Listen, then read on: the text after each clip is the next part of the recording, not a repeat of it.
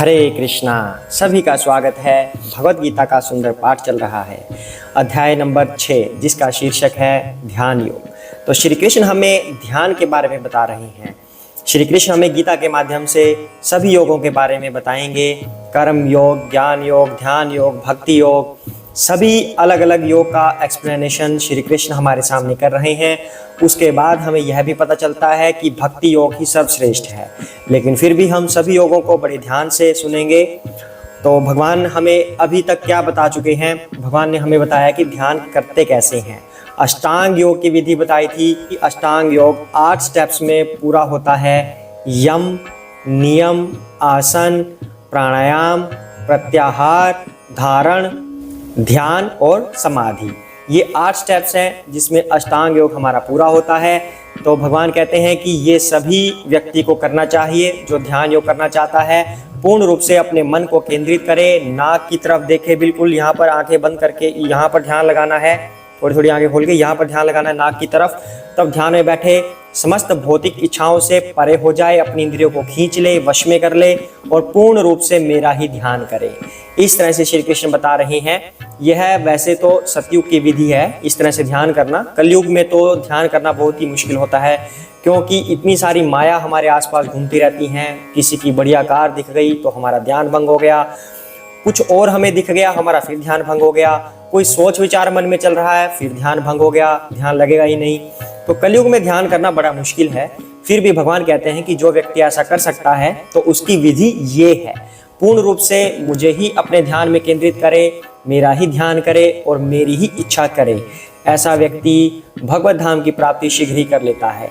तो आगे भगवान इस बारे में क्या बता रहे हैं कि ध्यान कैसे करना है और इसकी बारीकियां श्री कृष्ण बता रहे हैं, वो हम सीखते हैं। पहले भगवान की वंदना कर लेते हैं। हरे कृष्णा। ओम अज्ञानतिमिरान्धस्य ज्ञानाञ्जनशलाकया चक्षुरुन्मीलितं येन तस्मै श्री गुरुवे नमः। श्री कृष्ण चैतन्य प्रभु नित्यानंद श्री अद्वैत गदाधर श्रीवासादि गौर भक्त वृंदा। हरे कृष्णा कृष्णा कृष्णा हरे हरे, हरे राम राम राम हरे हरे। हरे कृष्णा। तो आइए पाठ को आगे बढ़ाते हैं। अब शनै शनयो प्रमेत बोधया धृति गृहीतया आत्मसंस्थं मनः कृत्वा न किंचिदपि चिन्तयेत्। हरे कृष्णा।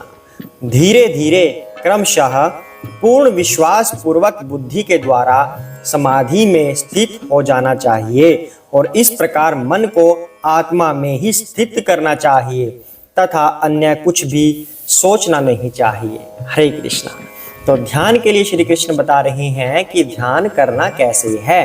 कहते हैं कि समाधि में स्थित हो जाना चाहिए, जो अष्टांग योग की सबसे चरम सीमा है। अष्टांग योग का 8वां स्टेप है, जो सबसे ऊंचे वाला स्टेप है समाधि। उसमें व्यक्ति का पूर्ण रूप से ध्यान लग जाता है भगवान में, कुछ और चिंतन उसमें नहीं रहता। समाधि नाम बोलते ही अपने आप में पूर्ण हो जाता है कि अपनी इंद्रियां वश में हो चुकी हैं, मन वश में हो चुका है। फिर भी भगवान कहते हैं कि इस प्रकार मन को अपनी आत्मा में स्थित करना चाहिए समाधि की अवस्था में बैठकर। अब मन को अपनी आत्मा में स्थित करना चाहिए, इस बात का क्या मतलब हुआ? हम कौन है? हम हैं आत्मा। आत्मा कहाँ है? शरीर के अंदर। अर्थात आत्मा ने शरीर धारण किया हुआ है। इस आत्मा की वजह से ही ये शरीर चलायमान है। इसके अंदर जो चेतना है आत्मा के अंदर ही है, यानी कि शरीर की आत्मा तो आत्मा है। और अगर आत्मा की बात करें तो वो कौन है? वो परमात्मा है। यानी कि कोई भी व्यक्ति किसी भी चीज के अंदर अगर चेतना आती है तो वो उसकी आत्मा की वजह से आती है। इस शरीर के अंदर अगर चेतना आई है तो आत्मा की वजह से आई है। आत्मा के अंदर चेतना कहां से आई है? आत्मा पूर्ण पुरुषोत्तम भगवान का एक अंश मात्र है, अर्थात उसकी आत्मा परमात्मा है। परमात्मा की वजह से उसके अंदर चेतना आती है। तो भगवान कह रहे हैं कि अगर हम परमात्मा में अपना ध्यान केंद्रित कर दें तो इसका मतलब हम अपनी आत्मा में स्थित हो गए। हम आत्मा में स्थित हो गए मतलब हम कौन हैं? हम तो खुद ही आत्मा हैं। शरीर थोड़ी ना है। तो भगवान ने कहा कि इस प्रकार मन को आत्मा में स्थित करना चाहिए, यानी कि जो सूक्ष्म शरीर है हमारा, मन बुद्धि अहंकार उससे बना हुआ, उसको आत्मा में स्थित कर देना चाहिए। अर्थात हमें भगवान का पूर्ण ध्यान करना चाहिए, तब हमारी आत्मा परमात्मा में लग जाएगी और हमारा मन हमारी आत्मा में लग जाएगा। इस अवस्था को अगर कोई व्यक्ति प्राप्त कर ले तो वह भगवत धाम की प्राप्ति निश्चित ही करेगा और उसे अन्य कुछ भी सोचना नहीं चाहिए। उसे सिर्फ और सिर्फ भगवान के बारे में सोचना चाहिए कि हे कृष्ण, मैं आपका हूँ, मैं आपका दास हूँ, आप ही मेरे स्वामी हैं।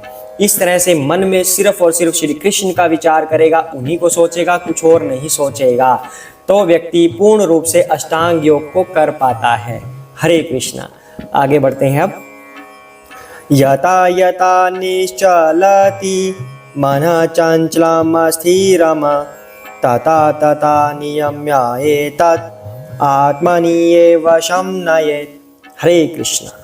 मन अपनी चंचलता तथा अस्थिरता के कारण जहाँ कहीं भी विचरण करता हो, मनुष्य को चाहिए कि उसे वहां से खींचे और अपने वश में लाए।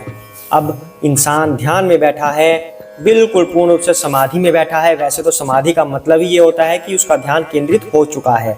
एग्जीक्यूशन ऑफ ध्यान, ध्यान का कार्यान्वित होना मतलब समाधि। तो फिर भी श्री कृष्ण बता रहे हैं कि इस तरह से समाधि में बैठते हुए अपनी इंद्रियां, हमारा मन जहां पर जा रहा है इंद्रिय भोग के विषयों में, उसको वहां से खींच कर लाए। कह रहे हैं अपनी मन चंचलता और अस्थिरता के कारण जहां कहीं भी विचरण करता हो। अब हम कहते हैं ना कि मेडिटेशन हम नहीं कर पाते। जब भी हम मेडिटेशन करने बैठते हैं तब क्या होता है, कभी मन वहां चला जाता है, कभी स्कूल में चला गया, कभी कॉलेज में चला गया, या काम काज वालों का व्यापार में चला गया कि उसका देना है, उसका लेना है, नौकरी वाले का बॉस में चला गया, आज मैं लेट हो गया तो बॉस डांटेंगे। मतलब जिसका जो क्रियाएं हैं, जो भी अपनी नियमित क्रियाएं करता है, उसके प्रति उसका मन वहां पर जाता रहता है। किसी कोई इच्छाएं हो तो उसका मन इच्छाओं की तरफ चला जाएगा। भगवान कह रहे हैं कि मन की जो ये अस्थिरता है, उससे निपटते हुए उसको उन विषयों से खींच कर लाया जाए और मुझ में केंद्रित किया जाए, तब मनुष्य ध्यान के अंदर बैठ जाता है। ऐसा श्री कृष्ण कह रहे हैं। तो आगे क्या कह रहे हैं भगवान? प्रशांत मनसं हीयेनं योगिनं सुखमुत्तमम् उपैति शांत रजसाम ब्रह्मभूतम कल्मषम। हरे कृष्णा। जिस योगी का मन मुझ में स्थिर रहता है वह निश्चय ही दिव्य सुख की सर्वोच्च सिद्धि प्राप्त करता है। वह रजोगुण से परे हो जाता है, वह परमात्मा के साथ अपनी गुणात्मक एकता को समझता है और इस प्रकार अपने समस्त विगत कर्मों के फल से निवृत्त हो जाता है। हरे कृष्णा। तो अब भगवान कह रहे हैं कि जो व्यक्ति इस तरह से ध्यान केंद्रित हो जाता है, जिसका मन मुझ में स्थिर हो जाता है, वह निश्चय ही सर्वोच्च सिद्धि प्राप्त करता है दिव्य सुख की। अर्थात जब उसका मन मेरे अंदर लग गया, अर्थात जब उसका मन कृष्ण में लग गया, तो उसे कोई और विचार आएगा ही नहीं। तो जो उसके नुकसान हैं, जो उसकी चिंताएं हैं, तो मतलब वो भी उसके दिमाग में नहीं आएगी, वो भी दूर चले गए हैं, क्योंकि उसने विषयों से अपने मन को खींच लिया है, पूर्ण रूप से श्री कृष्ण में लगाया हुआ है। तब वह दिव्य सुख की प्राप्ति करेगा, वह उस सिद्धि की प्राप्ति कर लेगा जिसमें सिर्फ और सिर्फ आनंद होगा। कहते हैं कि वह रजोगुण से परे हो जाता है। रजोगुण मतलब ऐश्वर्य भोग करना, कि मैं एसी वाली कारों में बैठा हूँ, मैं आइसक्रीम खा रहा हूँ, कुछ भी जो एंजॉयमेंट होता है रजोगुण उसे कहते हैं। तो उनसे वह परे हो जाता है, क्योंकि वह परमात्मा के प्रति अपनी गुणात्मक एकता को समझता है। अब दो तरह की चीजें होती हैं, एक होती है क्वांटिटेटिव, एक होती है क्वालिटेटिव। मतलब एक गुण होते हैं और एक मात्रा होती है। भगवान के साथ हमारी गुणात्मक एकता है, यानी कि जो भगवान के गुण हैं वही हमारे भी हैं। भगवान भी आनंद चाहते हैं, हम भी आनंद चाहते हैं, लेकिन भगवान सच्चिदानंदमय हैं, हम छोटे से सच्चिदानंदमय हैं। भगवान परमात्मा हैं, हम आत्मा हैं, उनके अंश हैं। भगवान समुद्र हैं तो हम एक बूंद हैं। हम अगर समुद्र में मिल जाएं, मतलब ये बूंद अगर समुद्र में मिल जाएं, तो समुद्र को कुछ फर्क पड़ेगा? नहीं पड़ेगा। तो इस तरह से गुणों के रूप से भगवान और हम एक जैसे हैं, आनंद लेना चाहते हैं, खुश रहना चाहते हैं हमेशा, लेकिन मात्रा के हिसाब से हम अलग हैं। भगवान की शक्ति अपरिमित है, भगवान की शक्तियों की कोई सीमा नहीं है, भगवान के आनंद की कोई सीमा नहीं है, भगवान के भोगों की कोई सीमा नहीं है, भगवान की सुंदरता की कोई सीमा नहीं है। भगवान के 6 गुण मुख्य रूप से माने गए हैं, उनकी कोई सीमा नहीं है, लेकिन हमारे आनंद की, हमारे सुखों की, हमारी शक्तियों की, उन सब की सीमा है। इसलिए गुणात्मक रूप से तो हम एक हैं, लेकिन मात्रा के रूप से हम एक नहीं है, हमारी मात्रा तो सीमित है। तो कहते हैं कि व्यक्ति अपनी गुणात्मक एकता को पहचानता है, इसलिए वह अपना ध्यान सिर्फ और सिर्फ कृष्ण में लगाए रखता है और रजोगुण से परे हो जाता है।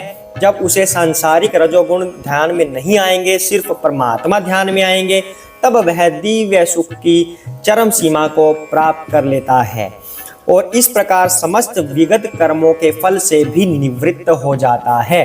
जो भी उसने पास्ट में कार्य किए हैं, कर्म किए हुए हैं, उनसे भी वह छूट जाता है, क्योंकि उसका रिलेशन अब डायरेक्ट भगवान से हो चुका है।